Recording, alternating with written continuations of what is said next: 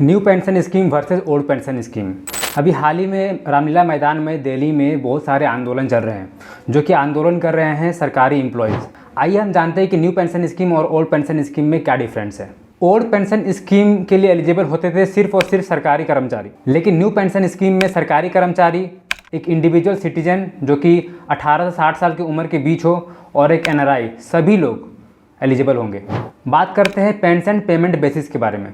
Old pension scheme जो pension मिलता था वो कर्मचारी के लास्ट विथड्रॉन सैलरी पे डिपेंड करता था, लेकिन न्यू पेंशन स्कीम डिपेंड करता है जो कर्मचारी काम करते वक्त, यानी कि जब वो ड्यूटी पर थे, जब वो काम कर रहे थे, उस समय वो एनपीएस में कितना इन्वेस्टमेंट किए उसके बेसिस में उनको पेंशन मिलता है। ओल्ड पेंशन स्कीम में कर्मचारी को 50% ऑफ लास्ट विथड्रॉन सैलरी मिलता है plus DA. New pension scheme में जो कर्मचारी एनपीएस में इन्वेस्ट किया उसका 60% एज अ रिटायरमेंट अमाउंट मिलता है और 40% जो है वो पेंशन के रूप में उनको हर मंथ मिलता है। ओल्ड पेंशन स्कीम में कर्मचारी को अपने सैलरी से किसी भी तरह का कंट्रीब्यूशन नहीं देना पड़ता था सरकार को, लेकिन न्यू पेंशन स्कीम में कर्मचारी को अपने सैलरी से 10% कंट्रीब्यूट करना पड़ता था सरकार को, और सरकार अपने तरफ से 14% कंट्रीब्यूट करती थी। और यही कंट्रीब्यूशन वाला अमाउंट जो है शेयर बाजार या किसी मार्केट में इन्वेस्ट कर दिया जाता था सरकार के द्वारा, जिसके बाद जो भी इन्वेस्टमेंट से पैसा आता था वो तो पूरा मार्केट पे डिपेंड है कि कितना रिटर्न आ रहा है।